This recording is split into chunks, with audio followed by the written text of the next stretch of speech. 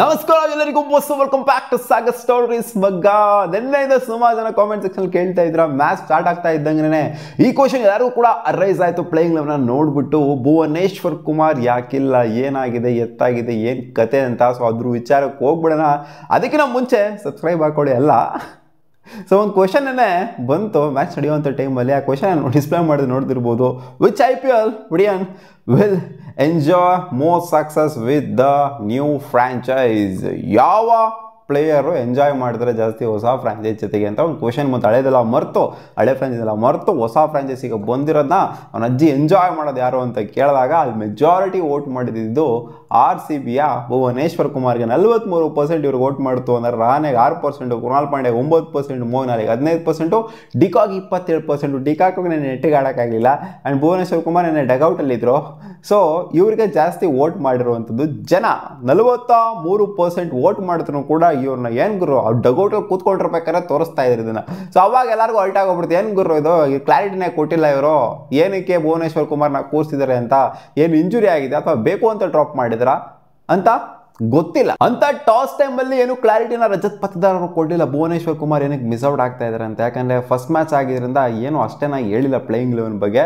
Just ನಾವಿಬ್ಬರು spinner ಜೊತೆಗೆ ಹೋಗ್ತಿದ್ವಿ, 3 ಜನ ಪೇಸ್ ಜೊತೆಗೆ ಹೋಗ್ತಿದ್ವಿ ಅಂತ ಬಂದ್ಬಿಟ್ರು. ಬಟ್ ಪ್ಲೇಯಿಂಗ್ ಲೆವೆನ್ ನೋಡಿದ್ಮೇಲೆ ಗೊತ್ತಾಯ್ತು ನಮಗೆ, ಸಡನ್ನಾಗಿ ಒಂಥರ ಆಶ್ಚರ್ಯ ಆಯಿತು, ಭುವನೇಶ್ವರ್ ಕುಮಾರ್ ಇಲ್ಲ.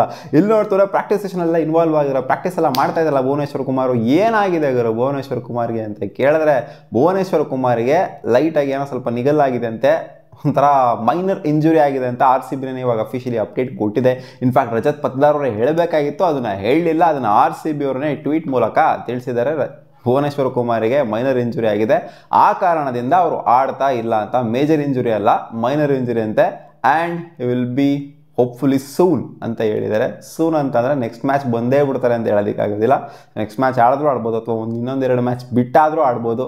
ಒಟ್ನಲ್ಲಿ ಏನೋ ಲೈಟಾಗಿ ನಿಗಲಿದೆಯಾ ಅಂತಮ್ಮ ಎಲ್ಲರೂ ಅಂದ್ಕೊಂಡಿದ್ದೇನೆ. ಏನು ಗುರು ಪೋಪಲ್ಲಿ ಈ ಥರ ಸ್ಟ್ರಗಲ್ ಮಾಡಿದ್ರೆ RCB 60 ಓಡಿಸ್ಕೊಂತಿದ್ದಾರೆ. First 3 over okay, next 3 over ಆ ಕಡೆ ಹಿಂದೆ ಹಾಕೊಂಡು ಗುಮ್ಮ ಹಾಕ್ಬಿಟ್ರು, ಎಸ್ದೇ ಗುಮ್ಮಿದ್ರು, ಆಮೇಲೆ ರಸಿಕ್ದಾರ್ ಅವ್ರಿಗೂ ಗುಮ್ಮುದ್ರು ಹಾಕೊಂಡು ಇಟ್ಟಾಡಿಸ್ಬಿಟ್ರು. ಏನು ಗುರು ಇಲ್ಲಿ ಈ ಥರ ಒಬ್ಬ ಬೌಲರ್ನ ಇಟ್ಕೊಂಡು ಡಗೌಟಲ್ಲಿ ಕೂರಿಸ್ಕೊಂಡು, ಇನ್ಫ್ಯಾಕ್ಟ್ ಅವ್ರೇನಾದ್ರು ಕಣ್ಮರೆ ಆಗಿತ್ತು ಅಂದ್ರೆ ಅಲ್ಲಿ ಇರಲಿಲ್ಲ ಅಂತಂದಿದ್ರೆ ಅದು ಬೇರೆ ಕತೆ, ಅವಾಗ ಏನೋ ಆಗಿದೆ ಅಂತ ಅನ್ಕೋಬೋದಾಯ್ತು. ಬಟ್ ಡಗೌಟಲ್ಲಿ ಕೂತ್ಕೊಂಡು ಮ್ಯಾಚ್ನ ಒಂದು ಯೆಲ್ಲೋ ಕಲರ್ದೇನೋ ಹಾಕೊಂಡಿದ್ರಲ್ಲ, ಅಂದರೆ ವಾಟರ್ ಬಾಯ್ ಥರ ಯೂಸ್ ಮಾಡ್ತಿದ್ರಲ್ಲ. ಏನು ಗುರು ಇದು ಕತೆ ಇವ್ರದ್ದು? ಇಂಥ ಇಂಪ್ಯಾಕ್ಟ್ ಮಾಡಿರುವಂಥ ಪ್ಲೇಯರ್ನ, ಪೋಪ್ಳಲ್ಲಿ ಸಖತ್ತಾಗಿ ಇಂಪ್ಯಾಕ್ಟ್ ಮಾಡುವಂಥ ಅಬಿಲಿಟಿ ಇರುವಂಥ ಪ್ಲೇಯರ್ನ ನೀವು ತೊಗೊಂಬಂದ್ಬಿಟ್ಟು ಡಗೌಟಲ್ಲಿ ಕೂರಿಸ್ತಾ ಇದ್ರು ಅಂತ, ಏನಕ್ಕೆ ಸುಮ್ಮನೆ ಡ್ರಾಪ್ ಮಾಡ್ತಿದ್ದೀರಾ ಅಂತ RCB ಫ್ಯಾನ್ಸ್ಗಳೆಲ್ಲ ಒಳಗಡೆ ಕ್ವಶನ್ ಹಾಕೊಂಡಿದ್ರು.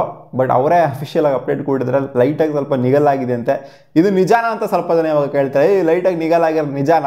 ರಸಿಕ್ದಾರು ಚೆನ್ನಾಗಿ ಪರ್ಫಾರ್ಮ್ ಮಾಡಿದ್ರು, ಓಕೆ, ಡೊಮೆಸ್ಟಿಕಲ್ಲೇ ಚೆನ್ನಾಗಿ ಪರ್ಫಾರ್ಮ್ ಮಾಡಿದರೆ, IPL ಕೂಡ ರೀಸೆಂಟಾಗಿ ಚೆನ್ನಾಗಿ ಪರ್ಫಾರ್ಮ್ ಮಾಡಿದ್ರೆ, ಲಾಸ್ಟ್ ಸೀಸನ್ ಮಸ್ತಾಗಿ ಪರ್ಫಾರ್ಮ್ ಮಾಡಿದರೆ, ಅದಕ್ಕೋಸ್ಕರ ಬ್ಯಾಕ್ ಮಾಡಿದ್ರ. ಲಾಸ್ಟ್ ಸೀಸನ್ ಭೂವಿ IPL ಅಲ್ಲಿ ಅಷ್ಟೇನಾಗಿ ಹೆವಿಯಾಗಿ ಪರ್ಫಾರ್ಮ್ ಮಾಡಿಲ್ಲ. ರಸಿಕ್ದಾರ್ಗೆ ಕಂಪೇರ್ ಮಾಡ್ತು, ರಸಿಕ್ದಾರ್ ಮಸ್ತಾಗಿ ಪರ್ಫಾರ್ಮ್ ಮಾಡಿದ್ರೆ ಅದಕ್ಕೋಸ್ಕರ ಹಾಕೊಳ್ಳಲ್ಲ ಅಂತ RCB ಆಡಿಸ್ಬಿಡ್ತಾ ಅನ್ನೋದು ಕೂಡ ಸ್ವಲ್ಪ ಜನಕ್ಕೆ ಇವಾಗಲೂ ಇದೆ. ಏನು ನಿಗಲಾಗೋಗ್ಬಿಡಿದೆಯಾ, ಏನು ಇಂಜುರಿ ಆಗೋಗ್ಬಿಡಿದೆ, ಮತ್ತು ಕೂತ್ಕೊಂಡಿದ್ರಲ್ಲ ಆರಾಮಾಗೆ ವಾಟರ್ ಬಾಯ್ ಥರ ಯೂಸ್ ಮಾಡ್ತಿದ್ರೆ ಏನು ಅಂತ ಕೇಳಿದ್ದೀರಾ.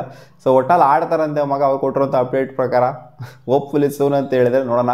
ರಸಿಕ್ದಾರ್ ಅವರು ಕೂಡ ಪ್ರೂವ್ ಮಾಡ್ಕೊಬೇಕಾಗಿದೆ. ಎಸ್ದೇಳೇನೋ ಓಕೆ ಚೆನ್ನಾಗಿ ಪರ್ಫಾರ್ಮ್ ಮಾಡ್ರು, ನೆನ್ನೆ ಮ್ಯಾಚಲ್ಲಿ 1 ಓವರ್ ಹೊಡೆಸ್ಕೊಂಡ್ರು. ಇನ್ನು ಮಿಕ್ಕಂತ ಅವ್ರು 2 ಓವರ್ ಏನು ಮಾಡಿದ್ರು, ಸಗದಾಗಿ ಬೌಲಿಂಗ್ ಮಾಡಿದ್ರು. ಬಟ್ ರಸಿಕ್ದಾರು ಇನ್ನೂ ಪ್ರೂವ್ ಮಾಡ್ಕೊಬೇಕಾಗಿದೆ. 1 ವಿಕೆಟ್ ಬಿದ್ದಿರ್ಬೋದು, ಆದರೂ ಚಚ್ಚಿಸ್ಕೊಂಡ್ರು, ಮ್ಯಾಚ್ ಚಚ್ಚಿಸ್ಕೊಂಡ್ರು. ಸೊ ರಸಿಕ್ದಾರು ಅವರ ಸ್ಥಾನನ ಸೀಲ್ ಡೌನ್ ಮಾಡ್ಕೋಬೇಕು. ಸೀಲ್ ಡೌನ್ ಮಾಡ್ಕೊಳ್ಳೋದು ಕಷ್ಟ, ಹಂಗೆ ನೋಡೋಕೆ ಹೋಗ್ತಾರೆ. ಭುವನೇಶ್ವರ್ ಕುಮಾರ್ ಅಂತ ಒಬ್ಬ ಲೆಜೆಂಡ್ನ ಇಟ್ಕೊಂಡು ರಸಿಕ್ದಾರ್ನ ಆಡಿಸ್ಬೇಕು ಅನ್ನೋ ಸಿಕ್ಕಾಪಟ್ಟೆ ಕಷ್ಟ. ಹಂಗೆ ನೋಡೋಕೆ ಹೋಗ್ಬೇಕು, ಒಂಥರ ಸ್ಟ್ರೈಟ್ ಅವೇ ಲೆವೆನಲ್ಲಿ ವಾಕ್ ಮಾಡಬೇಕು ಅಂತ ಹೇಳ್ತೀವಿ ಭೂಮಿನ ನಾವು. ಬಟ್ ಇವ್ರು ಈ ಥರ ಮಾಡಿದ್ರು RCB ಅವರು. ಗೊತ್ತಿಲ್ಲ 100% ಶ್ಯೂರಾಗಿ ಏನಾಗಿದೆ ಅಂತ. ಒಟ್ಟಲ್ಲಿ RCB ಕೊಟ್ಟಿರುವಂಥ ಉತ್ತರ ಇದು. ಅವರಿಗೆ ಸ್ಲೈಟಾಗಿ ಸ್ವಲ್ಪ ನಿಗಲ್ಲಾಗಿದೆ, ಲೈಟಾಗಿ ಇಂಜುರಿ ಆಗಿದೆ, ಆದ್ದರಿಂದ ಅವರು ಆಡ್ತಾ ಇಲ್ಲ ಅಂತ. ಸ್ವಲ್ಪ ಮ್ಯಾಚ್ ಆದಮೇಲೆ ಆಡ್ತಾರೆ ಅಂತ ಹೇಳಿದರೆ, ನೆಕ್ಸ್ಟ್ ಮ್ಯಾಚ್ ಆಡ್ತಾರೋ ಆಡೋದಿಲ್ವೋ ಅದ್ರ ಕನ್ಫರ್ಮೇಷನ್ ಕೂಡ ಕೊಟ್ಟಿಲ್ಲ. ನೆಕ್ಸ್ಟ್ ಮ್ಯಾಚ್ ಆಡಿದ್ರೂ ಆಡ್ಬೋದು, ಅಥವಾ ರಸಿಕ್ದಾರ್ನ ಮತ್ತೆ ಬ್ಯಾಕ್ ಮಾಡಿದ್ರೂ ಮಾಡ್ಬೋದು, ಏನು ಬೇಕಾದ್ರೂ ಆಗ್ಬೋದು, ನೋಡೋಣ. ಒಟ್ಟಿನಲ್ಲಿ RCB ಕೊಟ್ಟಿದೆ ಕ್ಲಾರಿಟಿನ. ಸಿಗೋಣ ಮುಂದಿನ ವಿಡಿಯೋದಲ್ಲಿ ಗಾಯ್ಸ್.